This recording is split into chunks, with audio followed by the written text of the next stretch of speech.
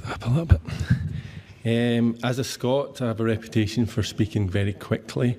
As somebody who has probably about 2 hours worth of slides, I'm going to speak even quicker because I've got about 10 minutes. So I'm going to rattle through these quite quickly. As I said, there'll be time if you have any questions later. I'm happy to do that. So I thought it'd be good to start with a little video. It's a kind of a minute-long clip just to show you some of the content that BBC The Social makes.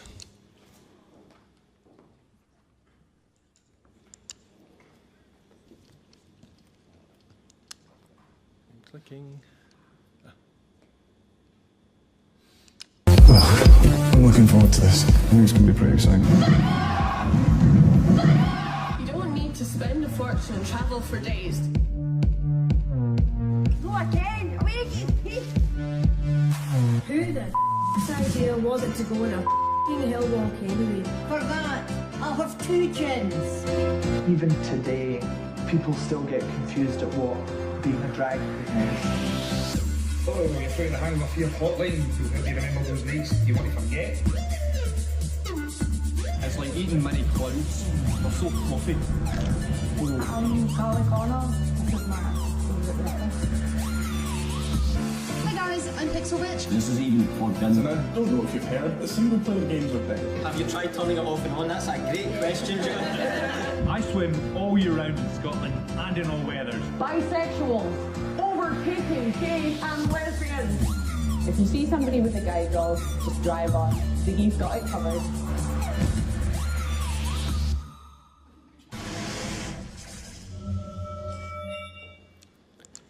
So hopefully that gave you a taste of what the content on The Social. We do everything from music, comedy, lifestyle, mini documentaries. Basically the conversation starts with young people.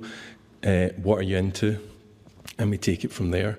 I joined the BBC 4 years ago. And I'd never worked in broadcasting before. I come from a digital and digital marketing background. And I got a job as an executive producer of social media. And at that time, there was lots of social media going on, but there was no strategy behind it. I met with senior people across BBC Scotland, and they were like, this is brilliant. We've got a young person that knows, well, relatively young, knows about social media. So we're going to be able to bring all these young audiences to BBC Scotland. At that point, my marketing head kicked in, and I had to manage their expectations and say, the first P of marketing is product. And at that time, BBC Scotland's product for young people was very poor. So no matter how much you go out and bring people to your product, if the product isn't good, then it's not going to be successful. So I teamed up with a couple of colleagues, one from who had a background in radio and one who had a background in online. And the 3 of us worked on a project for 4 months in our spare time, because we didn't want to have to write papers or go ask people for permission or budgets. So we just did it in the evenings, at the weekends, off our own back. And we invited young people in and we had conversations with them. We found at that point, Scotland was going through the referendum, and that created a big split between younger audiences and the BBC, because they felt that the BBC was promoting the status quo and the no vote. So we had a disenfranchised young people from that. And we also, as you know, had a disenfranchised young people because they are now got fed media 24 hours a day from places like Netflix, where they can spend hundreds of millions of pounds on a drama that may or may not work, but hey, we'll give it a go. We don't have that sort of money. So Netflix, Amazon, Apple, Facebook, YouTube, all competing for people's time, young people's time, and BBC Scotland and linear outlets are falling away. So these were the 2 challenges at the time. The other thing we found when we went to speak to young people was one of the reasons that they were saying that they didn't engage with us was because they didn't feel like we were reflecting them. Since then, we've found that that's quite a common occurrence. So people in the rest of Britain think that BBC is London-centric. People in the rest of Scotland think that BBC Scotland's Glasgow, Edinburgh-centric. And what it shows to us is that young people like to hear themselves. Everyone likes to hear themselves being reflected, but young people in particular, if they're not getting content that feels like them or sounds like them, then they're going elsewhere. And there's a tension there as well, in that they're consuming things from all over the world that isn't like them, but the quality there's so much of it that they can dig and find the people they like. We had an instance when I was speaking to a young man from Falkirk in Scotland, where he could tell me the difference between two accents from the neighbourhoods of New York, but he couldn't tell me the accents difference between two major cities in Scotland. And again, that becomes what they're consuming on a daily basis. They're losing touch with their national identity, they're losing touch with their national language, they're losing touch with young people around them. So what we wanted to do was give that voice to the underserved communities. We also got criticism that a lot of the things we were doing on social media was not authentic to the platform. It started as television, and then somebody came along and chopped it up for social, made it a bit shorter, and then maybe a couple of jump cuts in there. Oh yeah, it's social. So what we wanted to do was start with social media and digital as the starting point, not the kind of add-on at the end. And the other thing was BBC Scotland is a good place to work. A lot of the people that come to work there stay for a long, long time. And there's the opportunities for new young talent to come into the building were limited.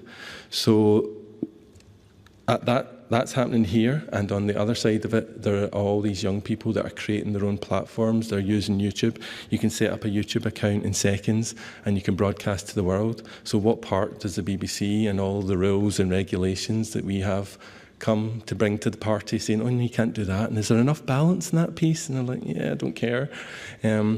So we tested a pilot, and very quickly we found out that there was a place for the BBC because the BBC brand was big enough that it had cachet with the audience. We also found quite quickly that the storytelling skills and the journalism skills that come within the BBC had a big part to play in this conversation, because young people are very good at switching on a camera and talking, but once they start to tell more complex stories, they find it quite difficult. A lot of them don't understand. We had a young YouTuber with 250,000 subscribers, and all he ever looked at was the subscription numbers and the views of each video. He wasn't looking at the back end and all the huge amounts of data there and using that to help his performance. And they have a group of non-critical friends, so a lot of the time these young people are working in their bedrooms and they're showing their friends, and their friends are going, oh, that's brilliant, or their mum's going, oh, well done you, get that up online. Nobody's saying, you know, the first 30 seconds a bit weak, you could take that and you could change that. So we realised that quite quickly there was a place for the BBC to play in this audience. In the conversations we were having with around the BBC and around with other broadcasters, we kept hearing this phrase about how young people are hard to reach. They're just a really hard to reach audience. And we started to get really annoyed with it, because by calling young people hard to reach, we basically absolve ourselves of all the blame. And kind of like, well, you know, we're doing our best, but you guys are hard to reach. And what in actual fact it is that they're not hard to reach at all. It's just that we're not telling the stories that they want to hear, and we're not telling the stories they want to hear in the places that they want to hear them. And it's all our fault. So what do we have to do to change that? We created a thing called BBC The Social, and the key thing to this, or one of the key things we found, is when we've talked to broadcasters around the world about projects they've done, they said, oh, we did this project for young people, that we developed things, and we developed this for young people, and that word for became the sticking point. And the difference between that is we don't create things for young people, we create things with young people. It's a very simple difference, but it makes a world of difference in the outcomes. So what we do is we use the powers of the BBC to enable people. We want to be an enabler. We talk about commissioning young people as opposed to commissioning content. We want to build a relationship with young people, and we have platforms where we publish their material and we iterate quickly. We use a short production cycle, we get the content out, we use the data from the audience, we use the data from them, and the next week they do another piece and it's a little bit better, and over the weeks they get better and better and better. Some of them go right through the piece, some of them don't, some of them stay on social media, but that's fine. Formatting's gone a bit weird there, but since we've launched, over 2,500 pieces of content, which allows us to talk about little niche things. We've now it's updated to 300 contributors from all across Scotland, from the very north islands to right down in the borders. This is an example of reactive. it was snowing a few months ago in Scotland. We put out a call to our contributors saying, anybody doing anything in the snow? Natalie got back saying, yeah, I'll do a comedy sketch. Here's my script. She went out, filmed it, sent it back in. So within 2 hours and 10 minutes, we had it ready to be published. It was published because it was reactive. It was in the conversation. And I took that screenshot the next day, I think it was, and it's at 2.2 million views. And it's now at about 18 million views. The impact of the social beyond social media. So as well as all the stats that we get from our social platforms, we also did a piece of offline work with young people across Scotland, and the awareness, this was done when the social was about 14 months old, and the awareness of the brand was 1 in 4 young people in Scotland knew the social branding. About 54% of them said it made no difference to them about BBC Scotland, that BBC Scotland was delivering this. It didn't make them feel any different. But very interestingly, 39% of them said it made them feel more positive to BBC Scotland that they had invested in the social, which was a great result for us. We've now branched out and we're starting to work with colleagues in news. There was a snap election in the UK a couple of months ago, last year, and we didn't have time to do a big set piece. So what we did was we set up a Facebook Live, we shared it on news, we shared it on the social. We got young politicians on the board. It ended up getting broadcast on television as well, and the audience were very warm to it because they said that the young people were bringing questions into the debate that the older audiences and the other mainstream outlets hadn't thought of, or the angles were different that they were thinking about. And it also gave an immediate connection where young people were able to send in their questions and feel like they were being able to hold the politicians to account. This is an example, a very quick example of a guy who was on Instagram. He was taking pictures while swimming. He goes out into the Scottish wilderness and just basically sees water, jumps in, takes some nice photos. Here's some of the nice photos that he was taking. So we invited him in, developed him to make video, and he started making videos like this. Oh.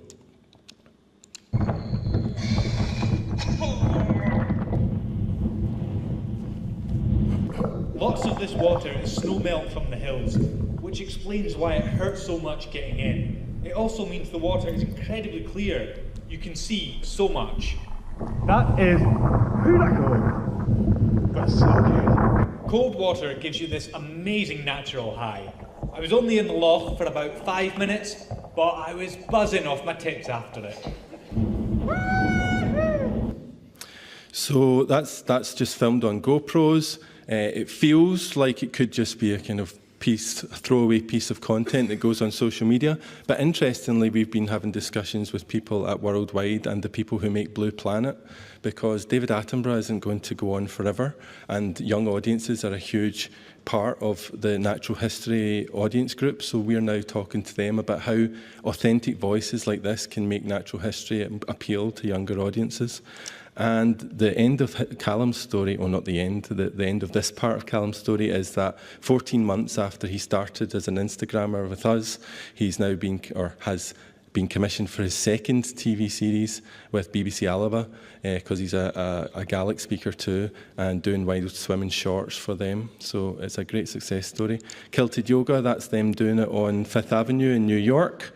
They stopped the traffic in New York for them. That phenomenon is entirely grown out of BBC The Social. They've been on television. They had a book out at Christmas. We have a gaming channel for young people because we were seeing that we weren't getting a lot of traction with young men, so gaming absolutely fills that purpose. We are becoming short-form specialists for all the BBC. We're working with partners all across the BBC. We're creating the social as a grassroots talent development platform for all of the BBC to be able to bring talent through. And if you're a young person and you're on YouTube or you want to get into the media, we want, our goal is that BBC The Social is the starting place, and this fits with the BBC's objectives. As a public service broadcaster, we have a remit to help bring young talent through into the industry, and we believe that The Social can deliver these things for the BBC. And that is a whistle-stop tour of The Social. Thank you. Thank you.